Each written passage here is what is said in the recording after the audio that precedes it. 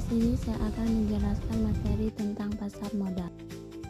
Pasar modal merupakan kegiatan yang berhubungan dengan penawaran umum dan perdagangan efek, perusahaan publik yang berkaitan dengan efek yang diterbitkannya, serta lembaga dan profesi yang berkaitan dengan efek.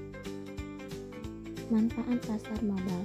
Pasar modal memiliki manfaat bagi emiten atau pihak yang melakukan penawaran umum, yaitu penawaran efek yang dilakukan oleh emiten untuk menjual efek kepada masyarakat berdasarkan tata cara yang diatur dalam peraturan undang-undang yang berlaku maupun untuk para investor. Berikutnya fungsi pasar modal. 1. Sebagai sumber pendanaan jangka panjang bagi perusahaan. 2. Alternatif investasi bagi masyarakat. 3. Meningkatkan transparansi dan efisiensi ekonomi. 4. Mendorong pertumbuhan ekonomi nasional. Instrumen pasar modal. 1. Saham.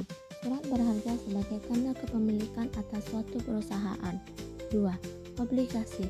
Surat utang yang diterbitkan oleh perusahaan atau pemerintah. 3. Reksadana. Kumpulan dana dari investor yang dikelola oleh manajer investasi. 4. Derivatif. Instrumen turunan seperti opsi dan futures. 5. Risk issue. Produk turunan dalam saham untuk menambah modal perusahaan. Risiko investasi di pasar modal. 1. Risiko pasar. Harga turun karena faktor ekonomi. 2. Risiko likuiditas. Sulit menjual kembali efek. 3.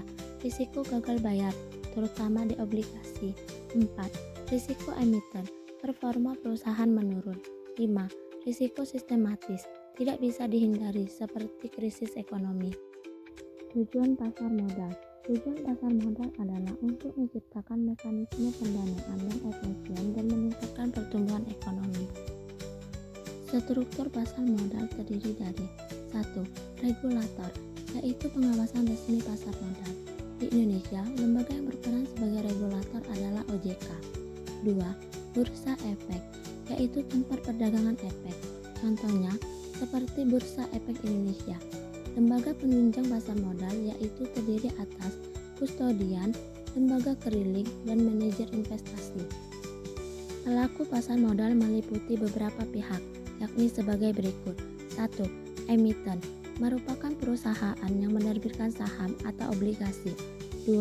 Investor, merupakan individu atau institusi yang membeli instrumen pasar modal. 3. Perantara perdagangan efek, merupakan broker atau pialang yang menghubungkan antara investor dengan pasar modal. Jenis-jenis pasar modal. 1. Pasar perdana adalah tempat atau sarana bagi perusahaan yang pertama kali menawarkan saham atau obligasi ke masyarakat umum. 2.